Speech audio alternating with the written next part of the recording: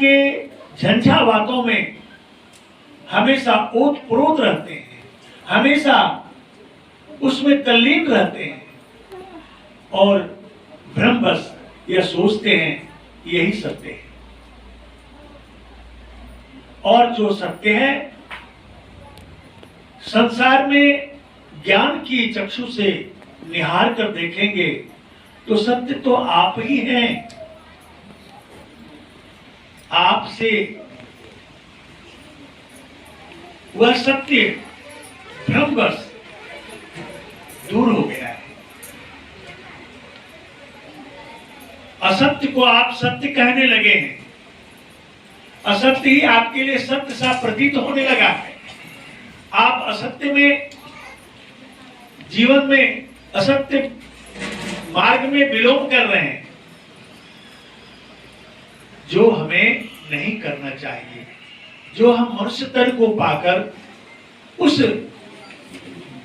सत्य में लीन होना चाहिए तो वह नहीं हो पाता है।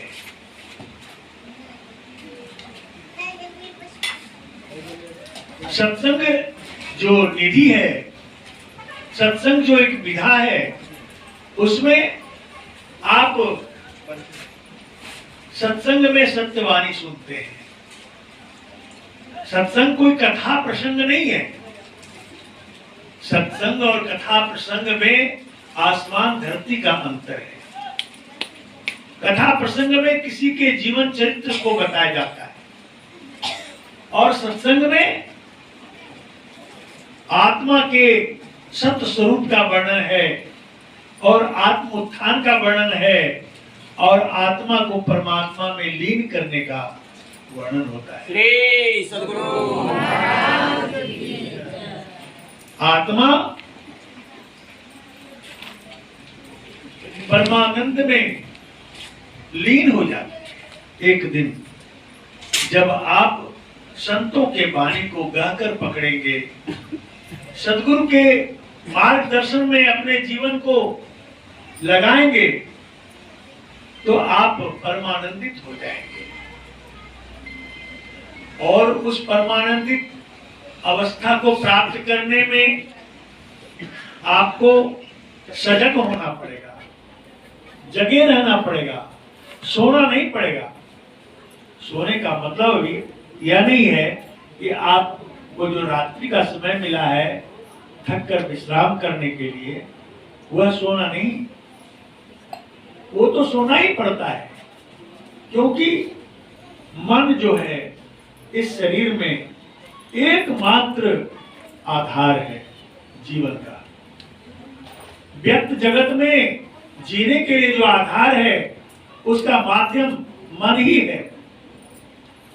आप दिन भर काम करके, दिन भर देखते सुनते आपका मन ही थकता है और फिर मन आपका विश्राम चाहने लगता है।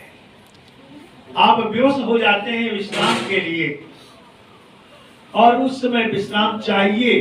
अगर विश्राम नहीं हो तो आप बीमार हो जाते हैं, रोगग्रस्त हो जाते हैं, कई बीमारियां आ जाती शरीर के अंदर। तो विश्राम भी जरूरी है। जगने का अभिप्राय है माया से जगना, मोह से जगना, अहंकार से जगना, लोभ से जगना। इन चीजों से जगना। और इससे जब आप जगते हैं तो आपको शांति का एहसास होता है, संतोष का एहसास होता है। अगर इसमें तल्लीन रहते हैं तो आपके जीवन में टेंशन, फ्रस्ट्रेशन, दुख, फिक्र, यही सब आने लगता है, क्योंकि लोभ, मोह, काम, क्रोध ये सभी फला है। आपको सत्य से वंचित करने का एक षड्यंत्र है और यह सभी मन ग्राही हो गया है। मन इसी को ग्रहण करता है, मन इसी में तल्लीन होना चाहता है, क्योंकि मन से आपका भजन होने वाला नहीं है। मन इंद्रियों का मालिक भले ही है, लेकिन यह मन जो है विषयासक्त है। इस मन को विषयों से हटाने के लिए आपको ही प्रयास करना पड़ेगा, दूसरा कोई नहीं कर देगा। सदगुरु गुरु आपका मार्गदर्शक है, आप उनकी सेवा करते हैं तो उनके बरदस्त के नीचे आपको सहारा मिलता है, सहयोग मिलता है और आप उत्तीर्ण होने के लिए तत्पर रहते हैं। आपको भक्ति की अभिलाषा होती है, भक्ति प्राप्त होती है और वह भक्ति ही तो हो रही है। संसार में आप मन इंद्रियों से जो कार्य करते हैं, जो मन आपका चाहता है जिस चीज को, उसके लिए भिड़ जाते हैं, वो भी एक भक्ति है, लेकिन वह सत्य भक्ति नहीं है, क्योंकि इंद्रियां ही सत्य नहीं है, इंद्रियों के भाव भी सत्य नहीं है। एक प्रलाप जैसा है, जैसे स्वप्न देखते हैं और स्वप्न में सत्य प्रतीत होता है, और जब स्वप्न में सब प्रतीत होता है सत्य, आंख खोलने के बाद वह झूठ सा होने लगता है। अरे ये क्या था, कहाँ थे, किस हाथ में थे, ये क्या देख लिया आपने। तो उसी तरह है सत्य जो आप हैं, आपका जिसके साथ हो गया है वह सत्य राह में ले जाने वाला नहीं है। मन इंद्रियों को संचालन करता है, मन इंद्रियों का मालिक है। इंद्रिय जैसे रामायण में कहा है और शास्त्रों में भी कहा है, रामायण में कहा है गो गोचर जब लगी मन जाई सो सब माया जानो भाई। गो मन इंद्रिया, चर मन पहुंच, इंद्रियों की पहुंच, और लगी मन जाई, इंद्र के माध्यम से मन जहां लग जाता है वह क्या है, माया है, उसी को माया कहते हैं। माया प्रकृति, परमाणु, माया एक ही अर्थ के वाचक है। प्रकृति कह लीजिए, परमाणु कह लीजिए, और प्रकृति से बना हुआ ये जीवन है, शरीर है, संसार है, तारे नक्षत्र जो भी है, ये सभी प्रकृति से बना हुआ है। इन सभी में 5 तत्व और 3 गुण लगा हुआ है। ये सभी प्रकृति है, ये माया है, यह एक जैसा नहीं रहता है, बदल जाता है, इसलिए हम इसे असत्य कहते हैं। इसमें बदलाव हो जाता हो वह सत्य नहीं ठहरता। और जो तीनों काल में हमेशा एक जैसा रहता है वह सत्य आत्मा है, आप हैं। और आप जब सत्य हैं तो आपको सत्य होने के कारण ही आपको सत्य की खोज है, यह नेचुरल खोज है, आप सत्य ही खोज रहे हैं। प्रमाण में रामायण में बातें हैं, जानकी जी ने बख्शीश रूप में सीता जी को हार दे दिया, मुद्रिका से भरा हुआ हार था, और सोने चांदी हीरे जवाहरात जड़े हुए थे, दे दिया। हनुमान जी भक्ति भाव के लोग थे, उन्होंने उसको फाड़ फाड़ के तोड़ तोड़ के देखने लगा। लोगों ने उसे समझा कि अपमान कर रहा है, ये कैसी बात कर रहा है, तो पूछ दिया कि आप ऐसा क्यों कर रहे हैं, ये तो बेइज्जती हार आपको दिया गया है, गले में सम्मान किया गया आपका। तो उन्होंने कहा नहीं नहीं, मैं ये नहीं देख रहा हूँ, मैं इसमें देख रहा हूँ कि राम और सीता मैया हैं कि। तो कहने का अभिप्राय यह था कि सत्य इसमें है कि नहीं, वो सत्य नहीं दिख रहा था उन्हें। कहा कि तो धातु का बना हुआ यह हार है, ये मुझे नहीं चाहिए, इससे मैं संतुष्ट नहीं।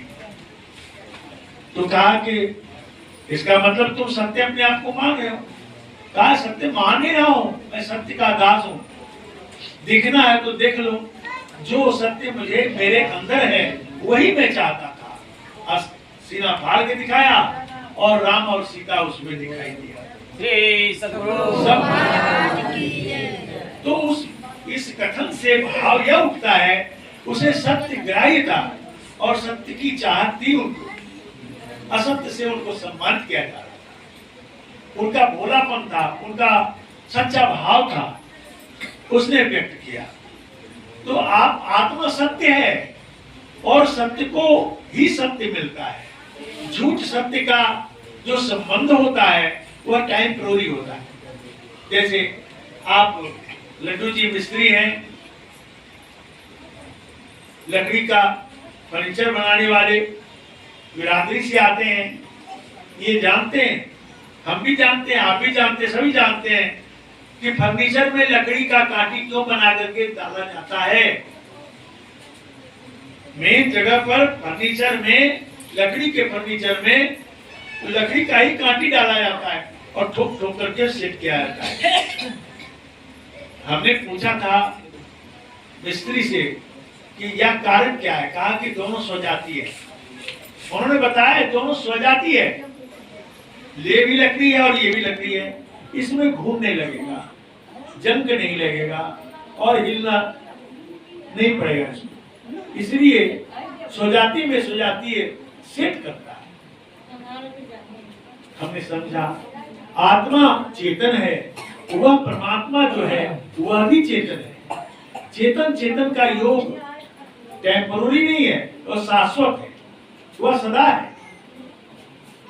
आत्मा और परमात्मा में संबंध है, इतना फर्क है। आत्मा सत्य है, चेतन है, इसलिए सचिदा कहते हैं इसे। लेकिन परमात्मा सत्य भी है, चेतन भी है और परम आनंद है।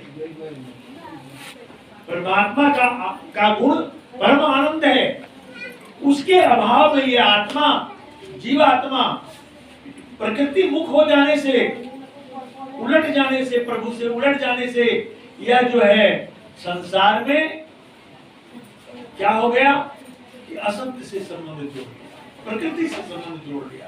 पार्थिव शरीर पाया है, प्राकृतिक संदर्भ में संसार में इंद्रियों के माध्यम से इसके विषयों में तल्लीन हो गया, इसलिए इसे चिंता, फिक्र, दुख सभी आगे घेर लेता है और यह संतुष्ट नहीं हो पाता है। जीवन पर्यंत प्रयास करने के बाद भी यह संतुष्ट नहीं हो पाता है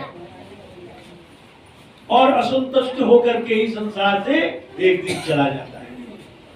तो सदगुरु यही कहते हैं, साहब यही कहते हैं कि भाई तुम सत्य हो, तुम उलट जाओ,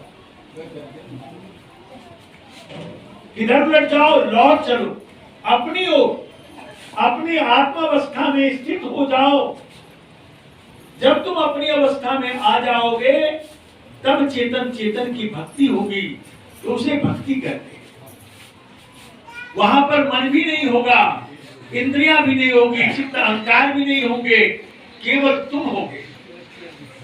जब तुम हो जाओगे तब वहां सार शब्द का बोध कराया जाएगा। सार शब्द वहां है, चेतन चेतन का योग है, चेतन चेतन की भक्ति है और उसे सहज योग कहते हैं।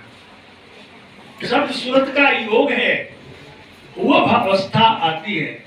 अभी तो आपकी चेतना को समेटने के लिए, आपको अपनी अवस्था में आने के लिए संतों, सद्गुरु द्वारा यह ज्ञान प्रकाश दिया जाता है कि आप अपनी चेतना को समेट कर अपने आप में स्थित हो जाएं, जिससे कि भक्ति का अधिकारी बन जाएं।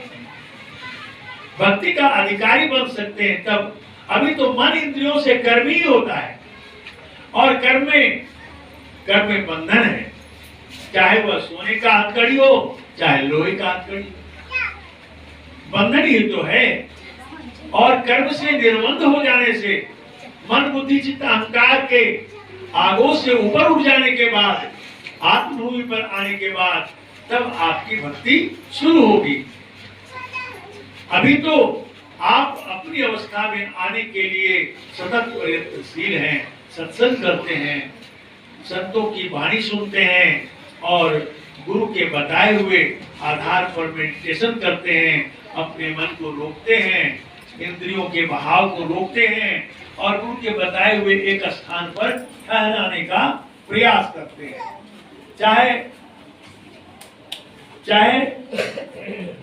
प्रकृति धरातल पर ही हो, आप अपनी चेतना को एक बिंदुता में स्थिर करते हैं तो क्या होता है, प्राकृतिक दायरे से सिमटना होता है। प्रकृति का सूक्ष्म अति सूक्ष्म रूप क्या है, परमाणु है। अणु और परमाणु। अणु क्या है, एक देशी है। परमाणु क्या है, वह प्रकृति है। अणु आत्मा है और प्रकृति परमाणु है। प्रकृति का सूक्ष्म अति सूक्ष्म रूप परमाणु है। परमाणु किसे कहते हैं, जिसका स्थान हो पर परिमाण नहीं हो, उसे हम परमाणु कहते हैं। जिसका स्थान है किंतु उसका परिमाण नहीं है, लंबाई चौड़ाई घटाव गुणा नहीं किया जा सकता है, इतना सूक्ष्म है प्रकृति का स्वरूप परमाणु रूप। उसी का विकृत रूप यह संसार है। उस प्रकृति का विकृत रूप यह संसार है। 5 तत्व 3 गुण, ये जो है रजोगुण तमोगुण सतोगुण, इस उसी परमाणु से प्रकृति से ये विकृत रूप होकर के संसार बन गया। वह कैसे बन गया, 5 तत्व है, आकाश वायु जल मिट्टी अग्नि, ये 5 तत्व हैं और इसके आधार क्या है, वह है रजोगुण तमोगुण सतोगुण। कबीर साहब ने कहा है, 5 तत्व की गुदड़ी बीनी 3 गुणन से ठाणी कीनी, तामे जीव ब्रह्म और माया समर्थ ऐसा खेल बनाया। समर्थ ने ऐसा खेल बनाया, उसमें उसी परमाणु और प्रकृति में जीव और ब्रह्म समावेश है। उसी की खोज हम करते हैं, जिस प्रक्रिया से करते हो उसी की खोज कर रहे हैं। उसी सत्य को, उसी तत्व को, चेतन तत्व को पाने के लिए हम प्रकृति में पड़े हुए हैं। वस्तु कहाँ खोजे कहीं, कहीं विधि आवे आत। वस्तु कहाँ है, खोज कहाँ रहे हैं, मन कहाँ दौड़ रहा है, इंद्रियों के विषय सुख में। इंद्रियों के विषय सुख में मन जो है बेजार दौड़ रहा है और प्राप्त करके भी संतुष्ट नहीं हो पाता है। तो सतगुरु कहते हैं, साहब कहते हैं कि भाई इन समों से निराश हो जाते हो भी, पाकर भी, तो इसे छोड़ो। जो गुरु का मार्गदर्शन है उस पर आरूढ़ हो जाओ, स्थिर हो जाओ, अपने जीवन को स्थिर करो, अपने मन को रोको, मन को रोको विषय से, जो नहीं माने हार, तब रोको निज देह को, मन मत मार विचार। मन को रोको विषय से, मन रात दिन तल्लीन है विषय में। विषय क्या है, मन की इच्छा। मन की इच्छा को हम विषय कहते हैं। मन जहां जहां दौड़ता है संसार के वस्तुओं की उपलब्धि के लिए तल्लीन रहता है, वो सारे विषय। इच्छा, इच्छा दुख का रूप है, इच्छा ही दुख का रूप है। साहब कहते, चाह गई चिंता मिटी, मनवा बेपरवाह, जाको कुछ नहीं चाहिए सो साओ का सा। चाह मिट गई, इच्छा मिट गई, मनवा बेपरवाह हो गया, मन अंतर्मुख हो गया, उलट गया। आत्म चेतना जिसे सुरति कहते हैं, सुरति उलटी अब लोक जीत है पीयू मिलेंगे। सुरत को उलटने के लिए कहते हैं। सुरत क्या है, आत्मा की चेतना है। आत्म चेतना को बांध कर मन, काल रूपी मन इंद्रियों के विषय में इंद्रियों द्वारा लगा हुआ है, तल्लीन है, बेजार दौड़ रहा है। सुरति विवश है, आत्म चेतना विवश है, क्योंकि इसका लगाव प्रकृतिगत हो गई है, इसलिए आत्मा की चेतना विवश है।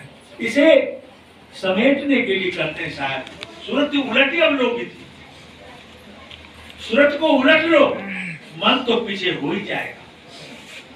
मन को पीछे होना है, यही पर विशेष बात है।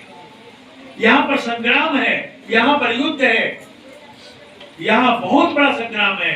इसको करने में साधक कई बार विफल होते हैं, पटके जाते हैं, इसे प्राप्त नहीं हो पाता है। लेकिन जब पहलवान कुश्ती करता है, लड़ता है अखाड़े पर, तो बार बार पटकाता है।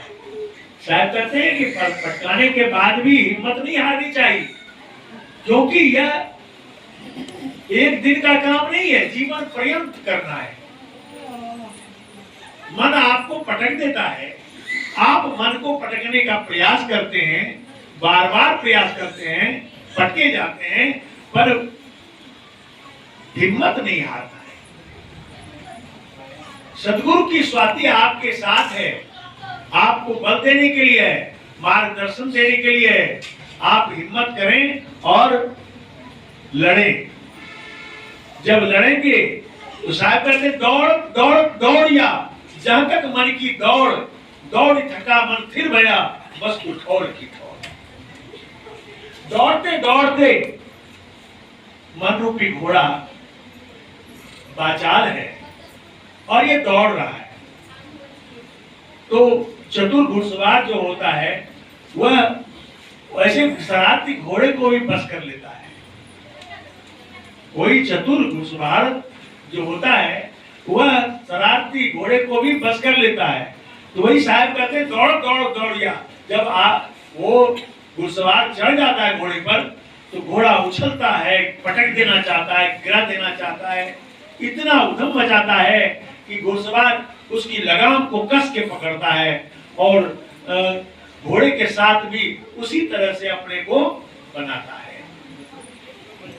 और दौड़ाते दौड़ाते जब थक जाता है तो वस्तु ठोर की ठोर। वस्तु तो वही है, आपके पास ही धरोहर है रखा हुआ, लेकिन यह मन जो है, मन रूपी घोड़ा इतना शरारती है, इतना दौड़ाता है, इतना परेशान करता है कि जन साधारण को तो पटक देता है, उसके हाथ पैर टूट जाते हैं।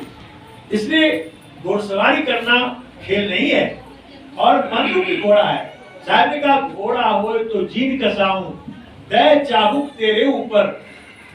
साहब ने कि घोड़ा होता मन तू, तो तुझे चाबुक से मार मार कर तुझे सिरा कर देता। और सब कुछ कहा उसके प्रति, कई तरह से कहा। साहब ने इतनी वाणी कही है, अनंत वाणी कही है।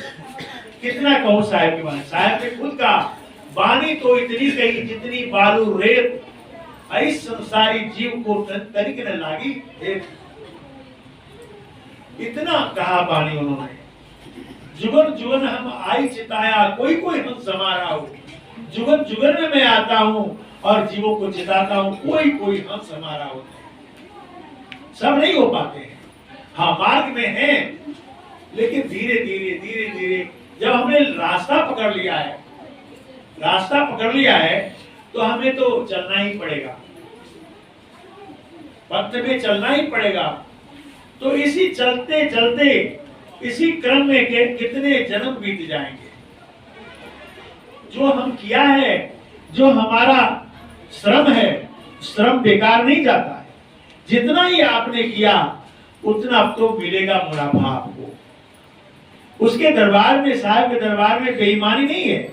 आप जितना कमाई किया है उतना तो बेनिफिट मिल जाएगा आपको, और फिर बचे हुए में छत्र छाया होगी, आपको फिर मानव तन मिलेगा। आपको लगन है तो लगन को और जगाने के लिए प्रयास होगा।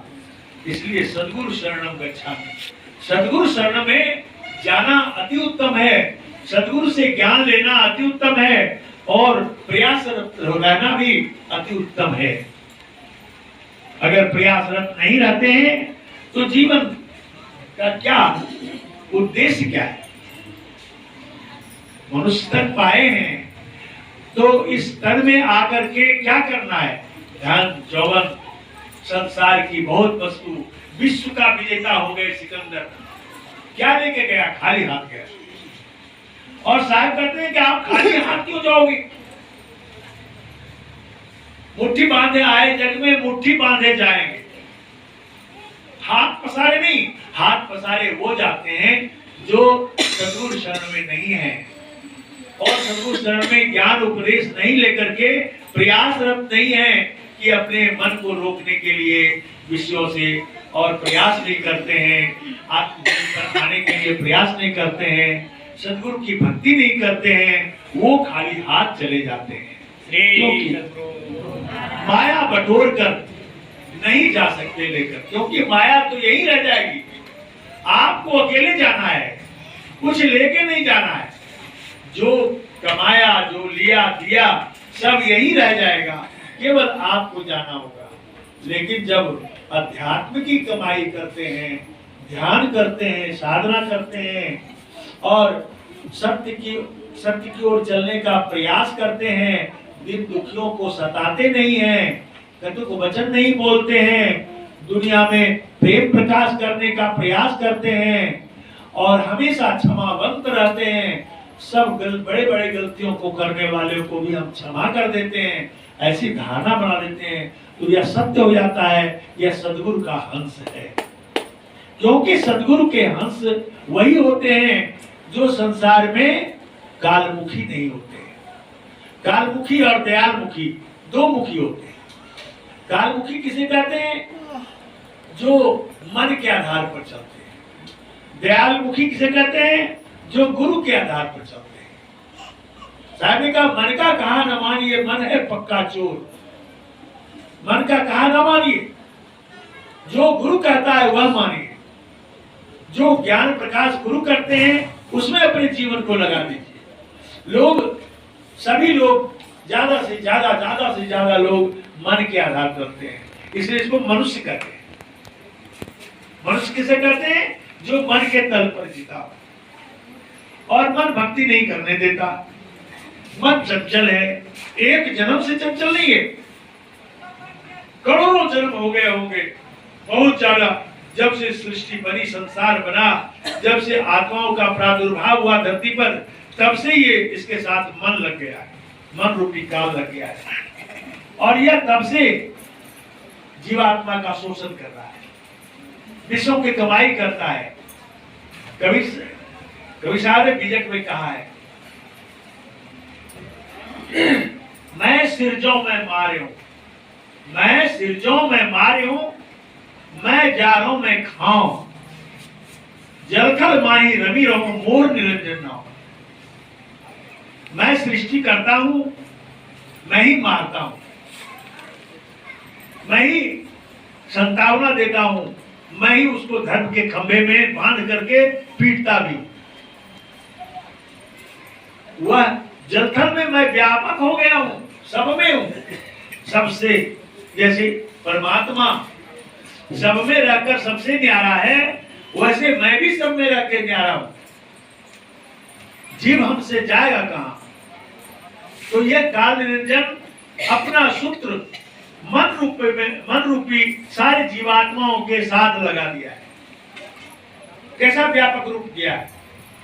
मन रूपी निरंजन जीवात्माओं के साथ है, वह सूत्र रूप में है, लेकिन काल निरंजन व्यापक है। मैं जानो मैं खाऊं, जंतल माई न गिरो, वो है। और मन चलाए इसे चलते हैं, मन नहीं चलाता है तो नहीं चलते हैं। आपका मन जब उग जाएगा तो चलो भाई यहाँ से, यहाँ मन नहीं लगता है, चलो कहीं और चले। तो मन को खुश करने के लिए संसार के सभी प्राणी पड़े हुए हैं और आज तक मन खुश नहीं हुआ। मन चाहता है अच्छे खाऊं, अच्छे भोजन करूं, तो अच्छे भोजन करने के लिए उसकी जीवा लपलपाती है और कितना खा गए अच्छे भोजन और अब तक जीवा संतुष्ट नहीं हुई। फिर जीवा चाहती है कि मैं और खाऊं अच्छे भोजन, अच्छे सुनने के लिए काम तरस रहा है। जो मन को अच्छा लगता है वही उसके लिए अच्छा है, क्योंकि मन ही इंद्रियों का मालिक है। तो वहां कौन बैठा है? निरंजन मन बैठा है सारे इंद्रियों पर। चमड़े स्पर्श करते हैं, स्पर्श करने में मजा आता है, तो वहां कौन बैठा है? निरंजन मन बैठा है। आप सोचते हैं कि मैं आनंद ले रहा हूं, भ्रमवश आप समझते हैं कि मैं आनंद ले रहा हूं। आप आनंद नहीं ले सकते, वह तो मन ले रहा है। आपको तो केवल मुखड़ा बनाया गया है, आपको मुखड़ा बना करके आपकी ही शक्ति से और वो मजा ले रहा है। 3 लोक 14 भुवन में वह मन निरंजन सब भोग कर रहा है। आप सोचते मैं मजा लिया हूं, क्योंकि आपको अपना होश का है, आपको अपना होश ही नहीं है। जैसे भूत लगने वाले व्यक्ति के ऊपर भूत जब आ जाता है तो भूत चले जाने के बाद उससे पूछो कि आपको कैसा लग रहा था, आपको कुछ पता है? तो बताएगा तो मुझे कुछ पता नहीं, मैं तो भयावह रूप देख करके डर गया और उसके बाद मैं बेहोश हो, मुझे कुछ पता नहीं, अब मुझे पता है। उसी तरह से मन रूपी भूत जब सवार है इंसानों के ऊपर तो मन ही मजा लेता है, मन ही का सारा कार्य हो रहा है। आप तो बेकार है, आप तो किसी काम का नहीं है, कोई काम नहीं हो रहा है। सदगुरु जगे हैं, सदगुरु जानते हैं, इसलिए वो आपको यह प्रसाद दिया है कि ये भूत मन को कैसे पकड़ोगे और कैसे इससे निपटारा पाओगे, छुटकारा पाओगे, वो दिया है। मन जो है, मन के साथ परमानंद नहीं मिलता, मन की पहुंच वहां है ही नहीं, आप ही पहुंच सकते हैं। जैसे राजा कहीं से आता है घोड़े पर चढ़कर तो अस्तबल में घोड़े को बांध देता है और रंगमहल में जाने का होता है उसे विश्राम के लिए, तो वह खाली पैर ही और किसी को साथ नहीं ले जाता है। घोड़े का आसान है, अस्तबल वहां रख देता है बांध कर। तो उसी तरह से आप जब उस रंगमहल में या उस परमानंद की अवस्था में जाना चाहेंगे तो मन आपके साथ, मन रूपी घोड़ा नहीं जाएगा, आप उसको अस्तबल में ही बांधना पड़ेगा आपको। इसलिए इस मन से सारा युद्ध है। मन आपको कभी चैन से जीने नहीं दिया, न जीने देता है, न जीने देगा। सारे संसार के क्रियाकलाप जो मन के आधार पर होते हैं, मन ही सब कुछ है और मन ही, लोगों ने तो फिल्मों में भी गाना बना दिया का मन ही देवता, मन ही ईश्वर, मन से बड़ा न कोई। तो मन ही देवता हो गया, मन ही ईश्वर हो गया, मन से कोई बड़ा नहीं है। इसलिए जो मन करे वही करो, जो मन चाहता है वही करो। बड़ी समस्या है, बड़ी गहराई इस बातों में कि मन कितना बड़ा है। 3 लोक मन भूप है, मन पूजा सब ठौर।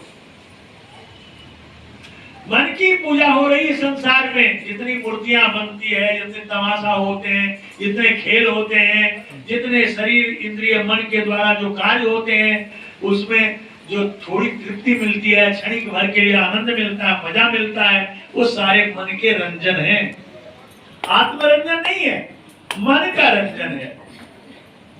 तो मन के रंजन में, मनोरंजन में सारे संसार पड़े हुए हैं। सदगुरु चाहते हैं, साहब चाहते हैं कि इससे तुम्हारा छुटकारा हो जाए, निपटारा हो जाए। तू इस मन से ऊपर उठ जा, आत्मभूमि पर आ जा, और तब तुझे मैं सार शब्द का भेद बता दूंगा। तब तुम कहोगे कि कर लो ना दीदार, महल में प्यारा है। तब तो दीदार ही करने के लिए बाकी रह जाएगा। अब दीदार हो जाएगी तो उसके बाद बाकी क्या रहा? मनुष्य जीवन सार्थक हो गया, मानवता की चोटी पर चले गए। फिर उनसे न संसार में किसी को दुख है, न खेद है, न तकलीफ है। वो सबका कल्याण चाहने वाला हो गए। तब तो वह सभी प्राणियों के हित में ही प्रभु से प्रार्थना करेगा सचमुच में, क्योंकि उसे न ईर्ष्या है, न द्वेष है, न छल है, न कपट है, न कोई बुराई उसके अंदर नहीं रह गया। सबसे संतृप्त होकर के आत्मा में लीन हो गया, स्वयं में लीन हो गया और स्वयं में ही पाया। चाहे घटे ही में राम जी को जो किया ना, जस मेहंदी में लाली बसत है, बिना रे पीछे निकले से किया ना।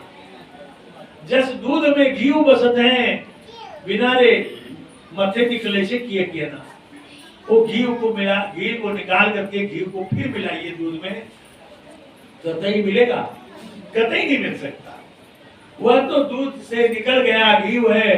अब कितना भी और दीजिए, घुमा दीजिए, फिरा दीजिए, मिला दीजिए, फिर ऊपर में आके अपना रूप लेकर के ऊपर में स्थिर हो जाएगा। इसलिए आपके अंदर जर्रे जर्रे में वो परमात्मा बसा है। आपकी चेतना जर्रे जर्रे में बसी है और जर्रे जर्रे में मन भी बसा है। आप जहां जहां जाइएगा हमें पाइएगा। जहां आप जाएंगे वहां मन ही मौजूद होगा आगे।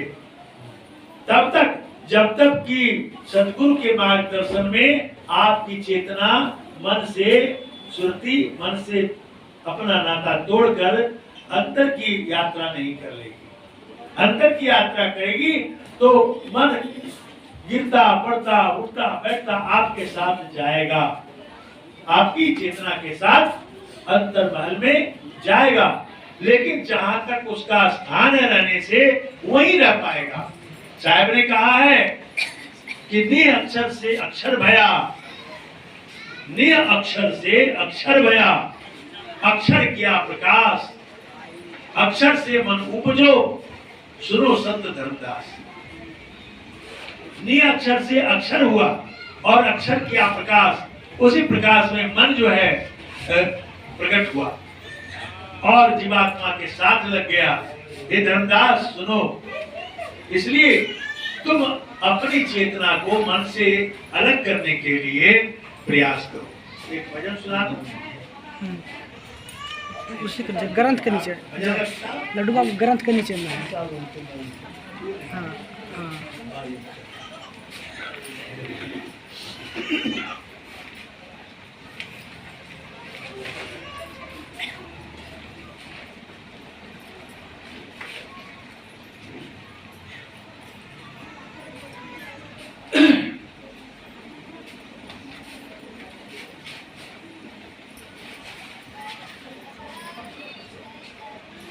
बाबा हमका खेलायदा नैहरवा दिन चारी हो।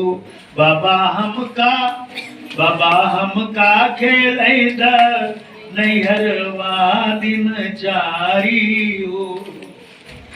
बाबा हमका खेलायदा नैहरवा दिन चारी हो।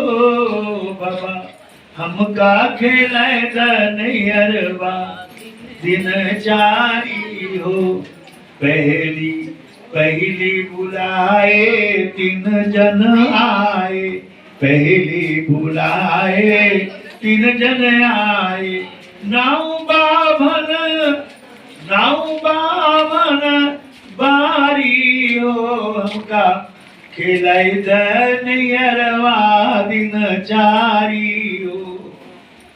जाए के कह दो मोरे बाबा को, जाए के कह दो मोरे बाबा को, अब की सुदिन दई तारी हो। जाए के कहे दो मोरे बाबा को, अब की सुदिन दी दई चटारी हो। बाबा हमका खेलायदा नैहरवा तो दिन चारी हो। दूसर बुलाए आप पीवा आए, दूसर बुलाए आप पीवा आए, आप पिया आए। लेके डोलिया कहारी हो, लेके डोलिया कहारी हो। बाबा हमका खेलायदा नैहरवा दिन चारी हो। दे बहिया डोलिया में बैठाए, दे बहिया डोलिया में बैठाए। को न लागे गोहारी हो, कोई न लागे गोहारी हो। बाबा हमका खेलायदा नैहरवा दिन चारी हो। बाबा हमका खेलायदा नैहरवा दिन चारी हो। आधे डगरिया जब चली दुल्हनिया, आधे डगरिया जब चली दुल्हनिया, पीछे दिस निहारी हो, पीछे दिस निहारी हो, बाबा हमका खेले नैयरवा दिनाचारी हो। यह देशवा में आग लगी बा, यह देशवा में आग लगी बा, कौन लागे गुहारी हो, कोई न लागे गुहारी हो, बाबा हमका खेले नैयरवा दिनाचारी हो। कहत कबीर सुनो भाई साधु, कहत कबीर सुनो भाई साधु, संतो लेहु बिचारी हो, संतो लेहु बिचारी हो। यह पद का जो अर्थ लगावे, यह पद का जो अर्थ लगावे, सो ज्ञानी में सोई ज्ञानी में अनारी हो, सोई ज्ञानी में अनारी हो, हमका खेली नैयरवा, हमका खेली नैयरवा दिनाचारी हो। ये संसार क्या है? नैयर है। ये संसार नैयर है, हम नैयर में हैं। और पीहर कौन है? अमर लोग है, जहां हमको जाना है, जहां अमृत पीना है, जहां मरना नहीं होता है। यह अमृत लोक जो है नैयर है, यहाँ कोई दुल्हनिया नहीं रहती, वह तो पीहर में ही आनंद पाती है। माया मोह में जकड़ी हुई जीवन यहाँ की कुछ दिनों तक याद सताती है, फिर तो वह पीहर में आनंद पाती है, फिर धीरे धीरे नैयर छूट जाता है।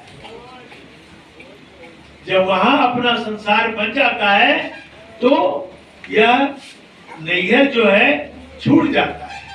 इसलिए साहब कहते हैं बाबा हमका खेलेगा नैयरवा दिनचारी हो। हमको खेलने दो इस नैयर में। संसार के लोग कहते हैं हमको खेलने दो इस नैयर में, दिन चार तो खेलेंगे, फिर तो पीहर ही जाना है। ये आशा की डोरी को तोड़ने की बात है, खेलने की बात है। हमको खिलाएगा नैयर बाबू, यह नैयर को खिलाने की बात कर रहे हैं। इसलिए पहले बुलाए 3 जन आए, नाऊ बावन बारी हो, नौवा आया, बावन आया, और क्या हुआ? देखा देखी हुआ, ये हुआ वो हुआ, फिर पीहर की आशा बनी, व्यवस्था हुई, पर दुल्हन बन करके पीहर चले गए, ससुराल चले गए। तो कहते हैं जाए के कह दो मोर बाबा को, अब की सुदिन दई टारी हो। यह जो दिन है सुदिन, बाबा को कह दो कि टार तो अभी नहीं जाएंगे हम। कहां से? पीहर से। पीहर जब आ गई तो सुदिन बना करके माता पिता चाहते हैं कि हम बेटी को ले आवे, तो वहां से वो कहती, जब मन बस जाता है पीहर में, तो कहती है कि अब मैं अभी दिन को टार दो मेरा, अभी हम जाने वाले नहीं है। कब कहते हैं? जब पीहर में दिल लग जाता है। जब नैयर में दिल है तो नैयर ही चाहते हैं, पीहर जाना नहीं चाहते, जाने के सही होते हैं। लेकिन जब आप जाएंगे अमर लोक को सदगुरु के मार्ग पर, तो कितनी कठिनाइयां होती है, मन भाग जाता है, ध्यान नहीं लगता है, आपको आपके साथ जीवन में कितना लदनी है, कितना बंधन है, वह उसका मोह नहीं छूटता है।